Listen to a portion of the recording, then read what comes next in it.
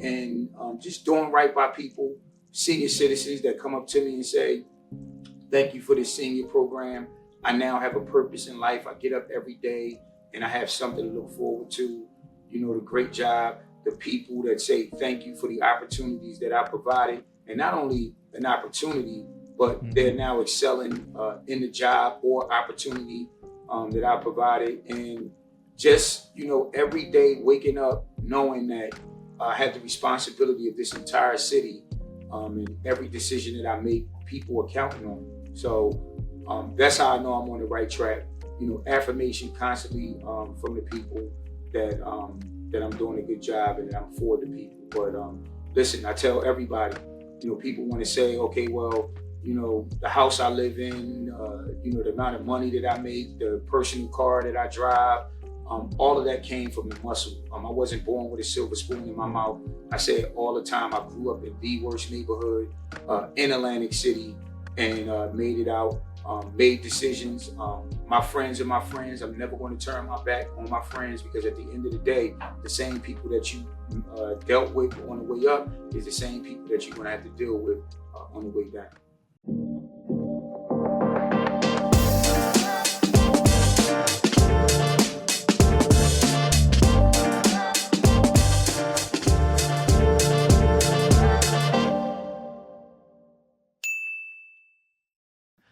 Welcome back to another episode here on the Hart Hustle Podcast, man. It's going to be a special one right here. We got Mr. Mayor. He went from balling on the court to balling out for an entire city. I mean, 7 elections, $3 million in scholarships, and he's just getting started, man. Mr. Mayor, I got a question, man. How you survive 7 elections in 2 years? That's kind of different kind of stamina. Some people would actually given up, but you stayed locked in. What kept you locked in? Yes, so it started out in the primary. I ran unopposed as second ward councilman. I was the city council president. If I would have lost those elections, I wouldn't have been in a position to be mayor. And then because I replaced the former mayor, it was a special election. Then there was a change of government election, and it was a primary election, a general election, another primary election, a general election. All of that, 7 elections in a row just to serve a full 4-year term. I can bet that no one in American politics has had to go through that. No, man, the grind, really, man. It really kind of goes back from when you were on the court, right? Do you ever miss the game, or does the court now just look like City Hall?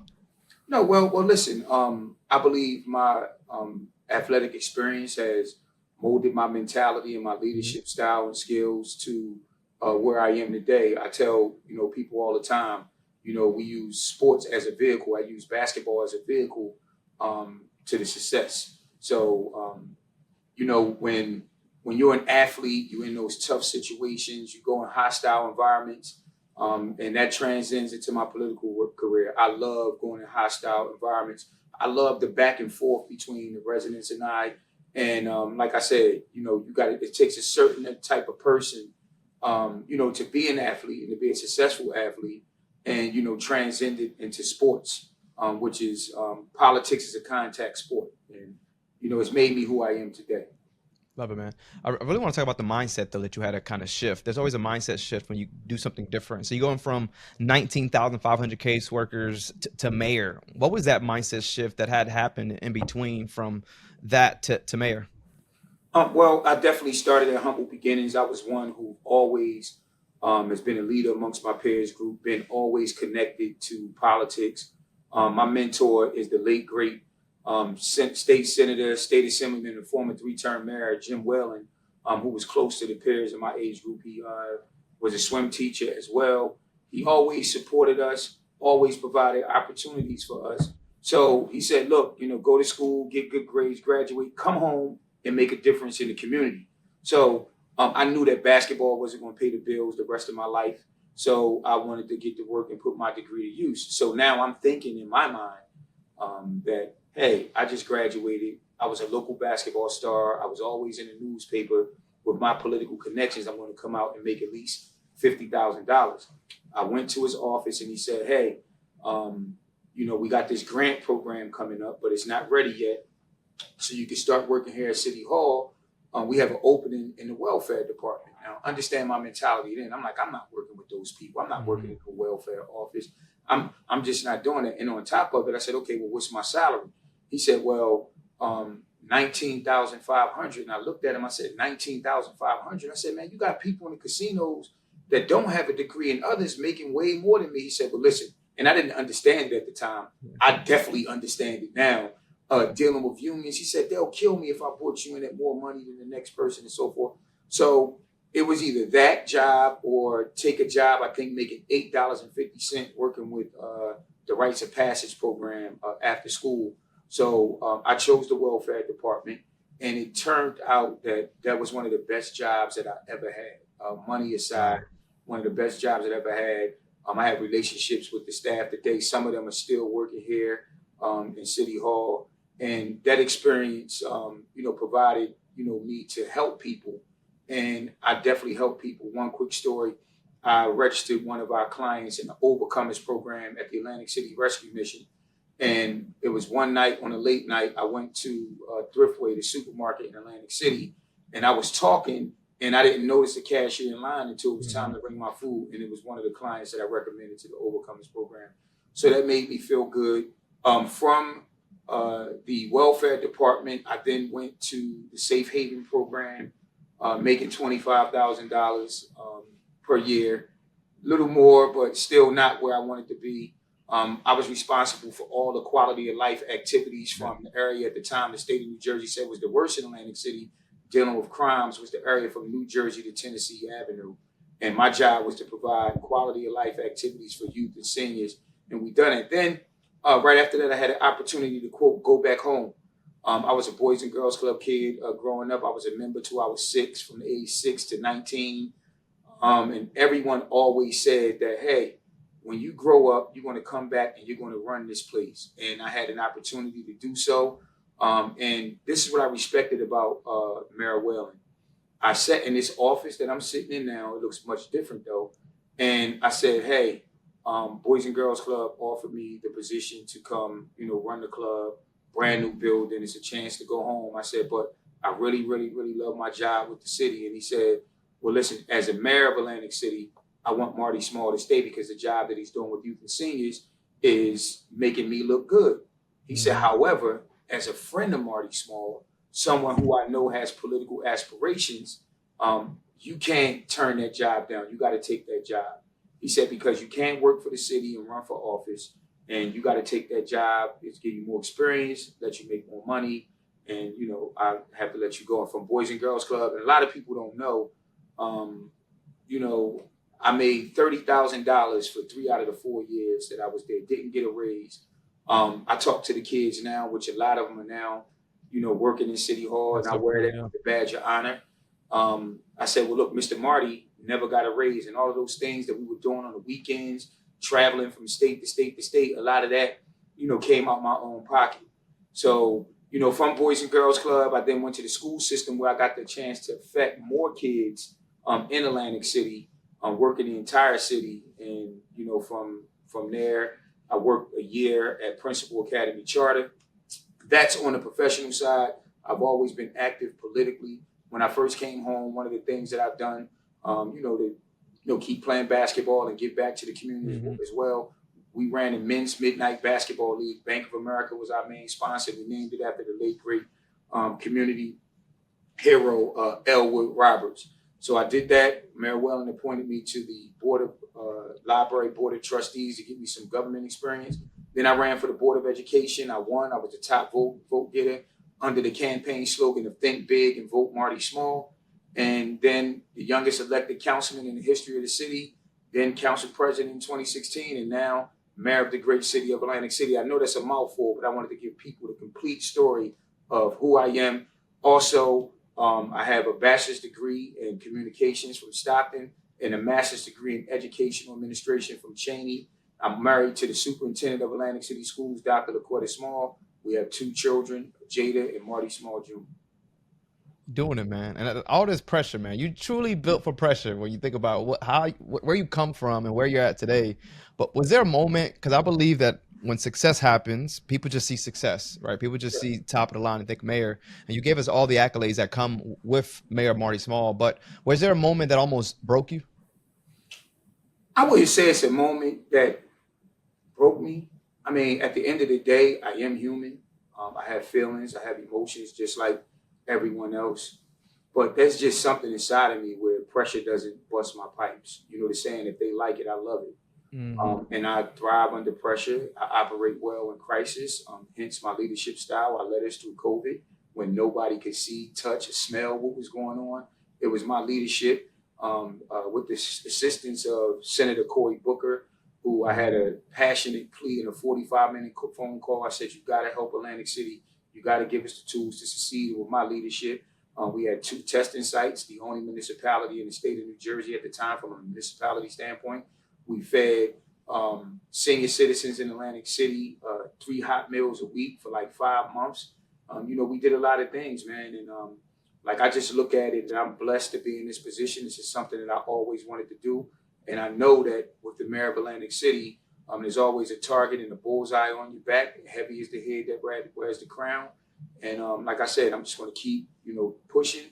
And no matter what situations that we're dealt with or the hands or cards that I have in my hand, the quote that sums up my life is by the late, great Dr. Martin Luther King Jr. And it says, the ultimate measure of a man is not where he stands at moments of comfort and convenience, but where he stands at times of challenge and controversy. And I'm always standing. I'm just listening to you, and I just love to hear you speak, bro. Like, there was when Barack Obama was president, I just enjoyed seeing him talk and just listening to you, man. Like, people sleep on you, right? You're really out here, really building programs. You're not just building pride. Yeah. What's been the most slept on win thus far that people don't even realize? That I'm always going to be connected to the people, and the biggest one is for the taxpayers of Atlantic City. We just announced 6 straight tax decreases. When you talk about Atlantic City's finances, both Moody's and Standard & Poor's, Wall Street agency said the city is not only in good shape, it's in great shape. They're giving us a positive outlook, and we are one step away from investment grade here in the great city of Atlantic City. The things that we do for youth and seniors, who are our 2 most precious resources here in the great city of Atlantic City. Mayor Small has sent kids to Africa, with our youth services program. We have a rebuilt, newly recreation program that's doing different things, different programs, and we're so proud of them because another administration found it that the way to balance the city's budget is to lay off 52 recreation workers.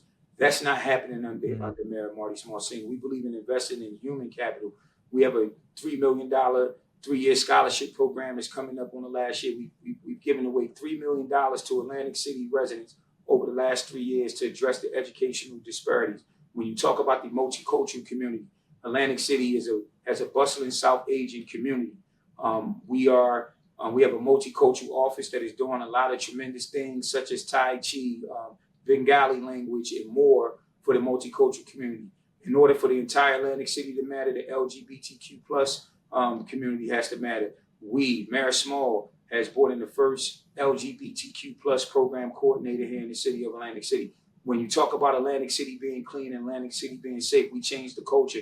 Kudos to the 5 men and women in blue of the Public Works Department, who each and every day, all 6 wards, Main to Jackson, and every neighborhood in between, goes out there and makes sure that this city's clean. We added more police officers, more firefighters, promotions, you name it, equipment. Speaking of equipment, the $5.8 million that this administration invested in other people's money, the state of New Jersey, to get cameras all over the city with AI capabilities to help our police officers, which is the best police department in the world, make sure that they keep a watchful eye over the city in addition to boots on the ground. When you talk about infrastructure, from repairing and rebuilding 2 municipal bridges in Venice Park section of Atlantic City, we did the first and the second bridge.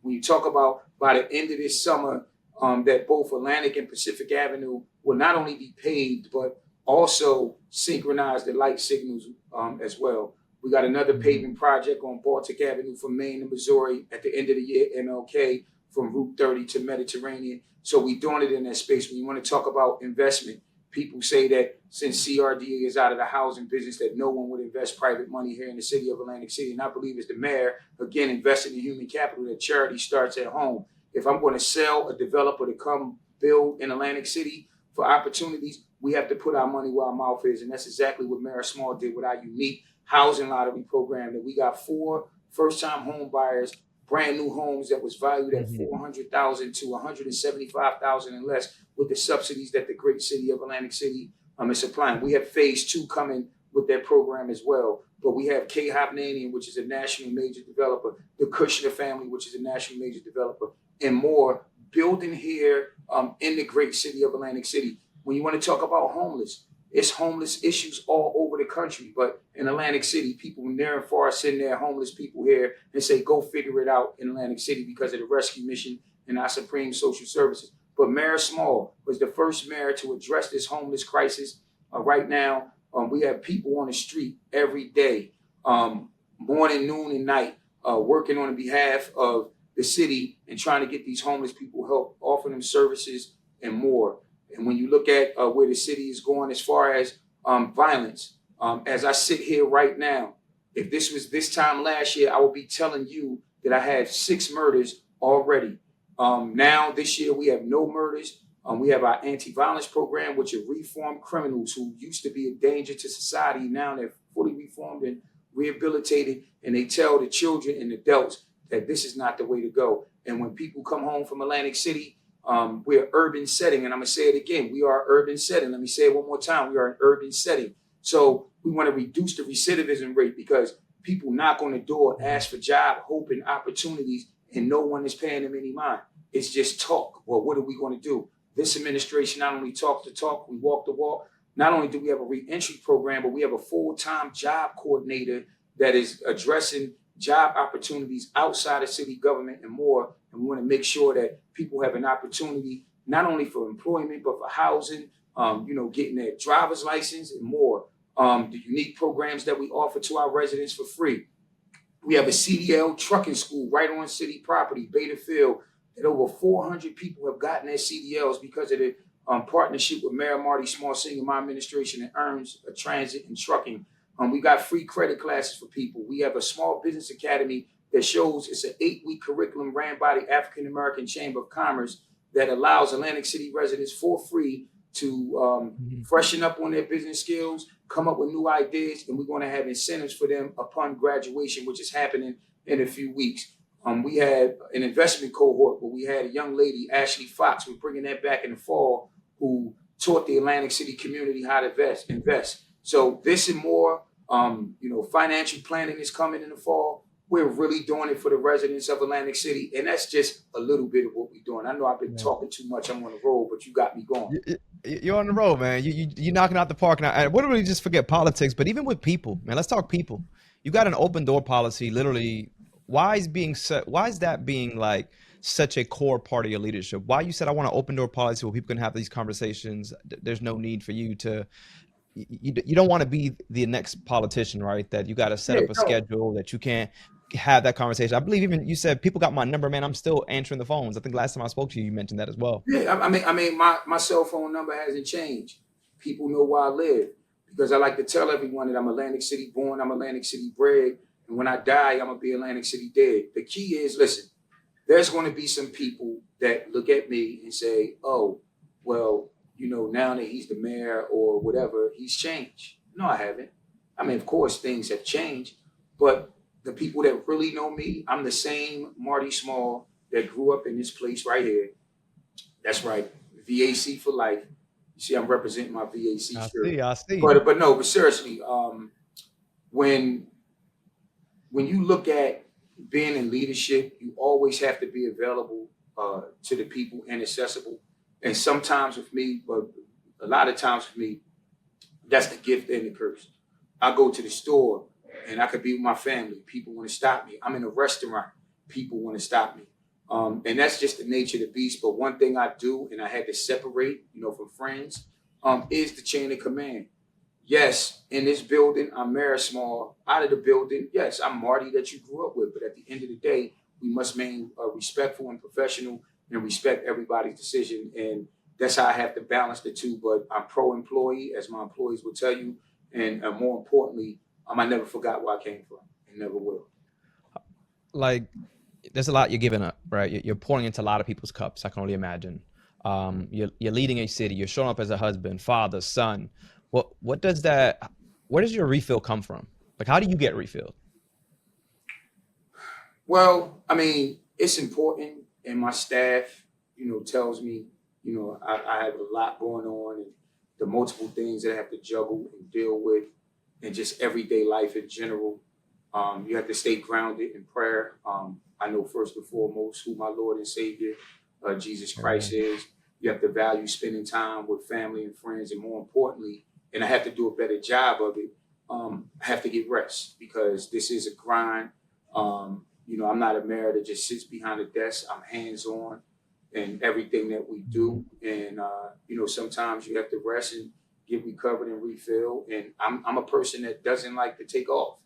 And, when I'm at home, if I'm taking off, I'm just, trying to scratch the itch. But I do have to take more time and, balance that. At the end of the day, if I'm not healthy, if I'm not rested, I'm no good to myself or the people I serve here in the great city of Atlantic City.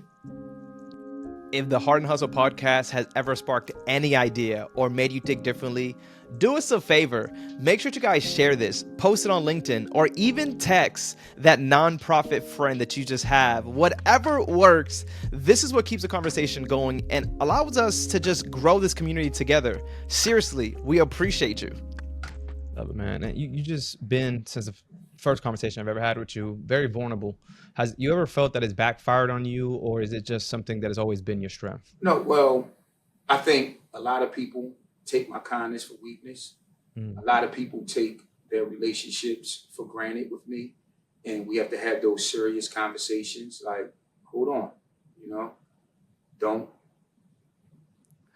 Yeah, I hear you. Don't forget who I am, right? Yeah, but Where I come from. Yes, I hear you. VAC for life. Let's talk about this AI, man. You just mentioned some cool stuff. This real-time AI that I think last time you told me if something was happening and you just talk to it and say, I'm looking for this person, glasses, gray shirt, that is going to find you every single person that is wearing glasses, gray shirt, really to help the community stay a little safer. What got you into that mindset to think that deep? Well, we want the best for Atlantic City, and we want to stay involved with the technology. We have a great IT department. They work very well with our police department, and we're constantly seeking ways to push the needle. So the camera system that we have, you'll be able to say, I'm looking for a guy in a gray shirt with black glasses, with his top two buttons unbuttoned. And every single camera in the city will find that description. And then at that point, it's just process of elimination. And we also have, and this is what I'm telling people, it don't pay to do crime in the great city of Atlantic City, because we also have license plate readers at every entry and exit point in the city. So wow. if a car is stolen and comes into Atlantic City, we're going to get that alert. If you left Atlantic City at a certain time, you're going to get that alert. And about 2 weeks ago, we solved the crime. It was a bar fight and someone got stabbed. And because of the license plate readers and the citywide camera, we got the person right away as they was trying to leave Atlantic City. Oh, you guys are on it, man. And you just mentioned how technology is something that you guys are investing in. I think the number was exactly 5.8 million into tech. What's the people first reason behind that investment? I know you talked about just keeping it safe. Is it also just kind of stay ahead of the game? Yes, and not only that, I set my expectations very high. And that's the thing, like with our city workforce, they've never been pushed like they've been pushed under me. They receive training, they receive support, and people are rewarded for the job that they do. We've, over the last, 4 years, people have gotten upwards to $15,000 in raises. That has never happened before. And their contract is up at the end of the year. So we really want to make sure that we continuously, take care of our employees in the right way. What else do you see? I mean, you're a big believer in AI, obviously, with the things that you've done. What else do you see? If someone wants to go to the website of Atlantic City, where can you see AI being a part of it, whether it's communicating with others through some SMS tools, or where do you want to see that continue to enhance for the community to feel safer, feel like they have a resource, a place they can go to? Well, I mean, it's not only in, I'm not, sure as far as like, the people that write the website. I'm not sure if they're using like Chat GPT or any other tools, but our website is night and day. From our internet and our intranet, our in-house system, our IT department does a tremendous job, as well as our contractors. I believe it's Alpha Dog who maintains the website. We also have another site that's by Lucky PR, which is called GreatDayAtlanticCity.com. If you ever want to know what's going on in the great city of Atlantic City and more, and not the spam and fake news and, the biased bloggers that people who don't like Mayor Small or the administration. It's simple. I tell people getting back to the expectation level. I make no bones about it. I want to be the best mayor that the great city of Atlantic City has had. And I carry that every day with me in every decision that I make. Obviously, you're not going to make everybody happy. Happiness is in the eye of the beholder. And, we're really doing a good job, and we're giving our whole entire organization the tools to succeed. Do you ever worry that innovation could possibly outpace intention? I mean, let me just give you an example. About a little under 2 years ago, in our office, I'm a Mac guy. We have, the greatest laptop, ever made by Mac. Now that was the second model. Now they're up to the fourth model. The cameras that we first were talking about, weren't at this level that they are now. Our police chief and our IT director is going to a conference in a few weeks in Orlando to find out the great technology is forever changing. If you get something new, that's just like, a car. If someone gets a car on a year where it's the final style, final body style, and then I come get the car in December and it's a new version, you're looking at yourself like, man, I thought I had the best vehicle. Look at this. So it's just, ever changing. When you talk about intention, my intention is always to do the right thing by the residents of Atlantic City. We're intentional, and I always tell people that we don't govern on feelings and emotions. We govern on the facts and data that's put before us. I love it, man. And you obviously leaving a hell of a legacy. Everything you're telling me, everything you plan to do. But we know that it's not been in a day. You've done this for a long time. What's something people have seen or something that you've planted that people won't even see until bloom long on until you're, after you're gone? And that's what my constituent service director, Kashawn Cash McKinley, always says. He's like, people aren't going to realize the job that I'm doing because we're all living in this moment until it's time for someone to replace me. And they say, well, look how good we had it under Mayor Small. Look at all the things that we're doing. But that sometime is no time soon. I'm going to be here for a long time, serving the people of Atlantic City, doing the great job that we are, continuing to push the envelope, push the needle, to make this organization as best as it can, giving younger people opportunities where they wouldn't get opportunities before, giving ex-felons opportunities. I wear all of that with a badge of honor. Love it. Well, what does success look like after you leave office? I mean, I'm pretty sure some time's away, but that time will come. What does success look like after the fact? Well, listen, I'm smart. I'm educated. I have experience. I believe that opportunities will always find me. Again, I have no plans of doing anything else no time soon. But you know the saying that you have options and you have options and not need them. To need options and not have them. I believe that life is the relationship. Networking and networking is my strength. One of my friends calls me a professional beggar, and it's just we'll always have the opportunities. I tell my staff each and every day that relationships matter. Life is the relationship. We'll see what that brings outside of the political spectrum. I love it. I do feel that communication, networking, all that is a part of it. And any job, it seems, that you've taken from early on in your years, it was always about communicating and networking and never burning bridges, right? That's kind of what led you to the spot and believing in yourself. It was this instilled as a young kid to just always believe in yourself, never give up. Like, where's this come from, man? You have so much grit. There's times right now, you kind of talked to me last time that there is some hate, right? There's always going to be, when you get to the political side, there's going to be that hate. There's going to be people that don't like you because whatever reason, because they felt like you changed. You mentioned a little earlier, but where's that come from? And it's the fact that there's people out there that don't like what's going on with my wife and I. The fact that we control upwards of $580 million of taxpayers' money and doing a fine job at it. She's the superintendent of schools. I'm the mayor of Atlantic City. But when others were at the helm or, they had this power, it was okay. But at the end of the day, she has a doctorate degree. I have my master's degree. We're highly educated and qualified. We're going to always do right by people. And we're going to put Atlantic City residents first. that's a cute term of people saying they put Atlantic City residents first, but that's clearly what we're doing as far as like the grit and all of that. Like I said, this is just my makeup. This is exactly how I'm wired to be.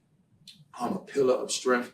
There's a lot of people that don't understand like how I'm functioning, dealing with the personal matters that both my wife and I are dealing with right now, that ultimately the both of us will be okay. So that's a lot where that hate word comes from and everything. But when you're doing the right thing and you're doing right by people, the people of Atlantic City will never fail you.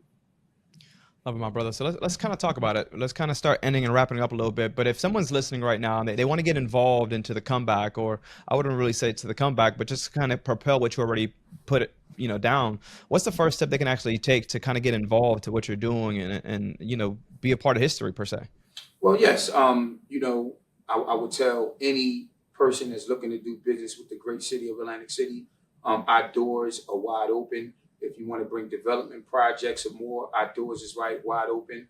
You can get in touch with the mayor's office in Atlantic City. You can follow our progress on the city's website, which is www.acnj.gov. All of our social media, which is ran by our PIO department at Atlantic City Government on all platforms. The aforementioned website, which is a new site for investment developers and more to really show what's going on here in the great city of Atlantic City and block out all the fake news that's out there. You can go to www.greatdayatlanticcity.com.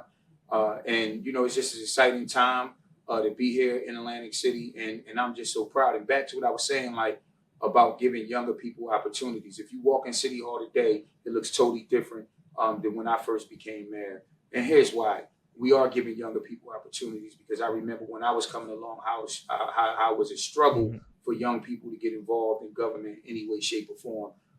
Like I told you, those former Boys and Girls Club kids that call me Mr. Marty still, a lot of them are working in City Hall, and I'm extremely proud looking back on the times that we had at the Boys and Girls Club. And I tell everybody before, like that old banner years ago that read, "You had to be here, you had to be there." But just providing opportunities, giving ex-offenders a chance. And sometimes our people need a second, third, and fourth chance. And Mayor Small is going to be here to provide that opportunity. So it's very important that we continuously maintain those relationships and look out for the people that's coming up.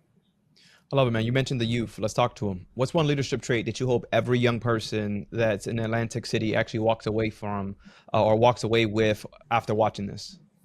Well, I hope at the end of this interview that they're looking up and say that this guy has came from the same neighborhoods we came from, the same schools we went to, and been through some of the struggles that we go through. I'm human at the end of the day. And I want people to look at this to, be proud be proud that they can look to see that someone just like them has made it to the top office in the city. And not only is one thing to make it, it's another thing to govern. I remember the night that I found out that I was becoming mayor of Atlantic City, and I was up talking to my wife, and she said, I can hear people now and they say, Marty always wanted to be the mayor. Now he got his shot. What is he going to do with it? I looked at it, I said, I'm not going to give it a chance. That's why we're in your face with everything that we do. Some people can take it as bragging. No, this is basically reminding people, because unfortunately, people get short memories. They have cornerback memories. And that's a sports analogy that I'm going to use, meaning a cornerback that just got beat for a 60-yard bomb. The very next play, you got to lace him up again and forget that he just got beat with a 60-yard bomb. So we always want to put out there what we've done, what we did, what we're doing, and what we want to continue to do. So one trait is, overcoming adversity. That's my story, overcoming adversity. And I want people to know that it's not how you start, it's how you finish. And at the end of the day, if I can do it, so can you. Yeah, no, I agree, man. You touched on overcome adversity. It's true. We all have a story. We all have to, at some point, realize that maybe someone was writing our story, but at some point you take that pencil and start to write your own story. Mayor, you've done that. You know, when someone try to write your story, man, you take that pencil back every time. Like, now this is the real story right here, and you being always so, like you said, open. Like, I don't mind talking numbers. I don't mind talking about my private life, and I wasn't going to get into. You mentioned a little bit. We weren't going to get into it, right? Because, like, I can only imagine people are already talking about it. There's no need to continue to kind of beat that dead horse. But I really want to know what keeps you grounded, man. In a time where people are for you, people are against you.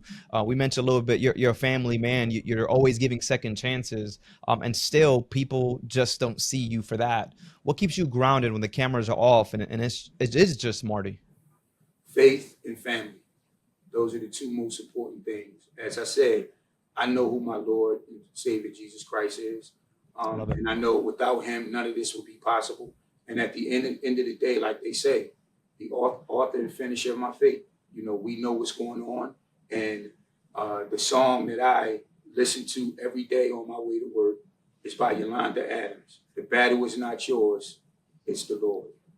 Okay, now listen, some people may not even not known that. We got an insider right here. Okay, let's A talk little about it. exclusive, a little bit, a little bit. Let's talk about it. I love it, brother. So we're gonna go right into that blind question, man. We're wrapping it up, but someone, Megan, a last leader here that we had on the podcast, says, "What was the moment you realized you were on the right path?" The moment I realized I was on the right path is, making it to where I'm at and doing right with this opportunity. Because even some of my friends, they would say to me that I knew that you were the best person for the job, but I didn't realize that you were this good. And the constant faith that the residents of Atlantic City continuously puts in me, because like I don't have a contract. It's simple. If the people don't want me, they're the ones that have to vote me out. And just doing right by people, senior citizens that come up to me and say, thank you for this senior program. I now have a purpose in life. I get up every day and I have something to look forward to. The great job, the people that say thank you for the opportunities that I provided. And not only an opportunity, but they're now excelling in the job or opportunity that I provided. And just, every day waking up knowing that I had the responsibility of this entire city, and every decision that I make, people are counting on. So that's how I know I'm on the right track. Affirmation constantly from the people that that I'm doing a good job and that I'm for the people. But listen, I tell everybody, people want to say, okay, well, the house I live in, the amount of money that I make, the personal car that I drive, all of that came from the muscle. I wasn't born with a silver spoon in my mouth. I say it all the time. I grew up in the worst neighborhood in Atlantic City and made it out, made decisions. My friends are my friends. I'm never going to turn my back on my friends, because at the end of the day, the same people that you dealt with on the way up is the same people that you're going to have to deal with on the way down. I love it, man. Continue being representation. You just kind of mentioned how when we talk about the youth that, hey, look what I was able to do. You mentioned from the roughest community in Atlantic City to now mayor. Speaks value, man, whether people like it or not. I think there's something there that people cannot deny. And it was that you overcame adversity, right? I can imagine there was already a stigma that you wouldn't make it out just by living where you live. So, I mean, Yes, kudos to and you and and what you're doing. and not only that, growing up in the house with 8 women, Wow. Wow. in that neighborhood, and making the right decision, being involved in church, being involved with my sports groups, and more. And I tell people that no matter what, we're going to deal with the facts. I have another slogan that men, women, political opportunities lie, but the numbers and facts don't. And we want to keep doing that. I love it, brother. Well, Mayor, what is your blind question for the next leader that we have here on the Hart Hustle Podcast? My blind question for the next leader that we have on the Hustle Heart podcast, not knowing the profession or anything, Yep. I would tell them to name 3 things that got them where they are, and 3 things before they got where they are, 3 instances where they doubted that they would ever get there. I love it. I love it. It's always good to kind of go back, man. So many times when we're on the this path of just, I wouldn't say chasing success, but being in success, because we're already in success, right? That you forget sometimes, man, look how far I've come. When you think you're not doing enough, you mentioned, look back. The times that you doubted yourself, but you did it. and look where you're at today. So I'm a big believer in it. Mayor, thank you so much for this conversation, my brother, for being just so honest, for giving us all the facts where people may kind of not understand really what's kind of going on behind the scenes. We mentioned where we can go on the website. Where can people connect when it comes to Mayor? Are you on Facebook, Instagram? If they want to see what you're doing out and about Atlantic City? Yes. I don't really use Twitter, but my Facebook is Marty Small Senior. My Instagram is IMIAMMARTYSMALL. Also, ironically, it's just a shameless plug. I'm running for re-election for mayor of the great city of Atlantic City. You can find that information at www.martysmall4mayor.com. Again, www.martysmall4mayor.com. And listen up, all of you listening out here, even if you're not in Atlantic City, you know people in Atlantic City. This administration is what all your hopes and dreams are made of. So on Tuesday, June 10th, we want you to think big and vote small. Again, think big, vote small, vote for the entire team, small ticket. For governor of New Jersey, vote for Steve Fuller. For assembly, vote for Lisa Bonanno and Bruce Weeks. For county commissioner, vote for Reverend Collins Days, who's my pastor. And for the Atlantic City, vote Marty Small for mayor. I'm in F2. Also, my running mates are in G4, 5, and 6. Re-elect Pat Bailey, re-elect Stephanie Marshall, and elect M. Sewell Ahmed. And I'm Mayor Marty Small Sr., and I approve this message. And always remember, it's a great day here in the city of Atlantic City. Can we say great day? Great day, brother. Guys, with that being said, it's been the Hart Hustle Podcast. My name's Ephraim. We got Mr. Mayor Marty. Thank you guys so much for tuning in. Make sure you guys do comment. Share this with someone in Atlantic City that may need this information. We'll catch you guys on the next episode.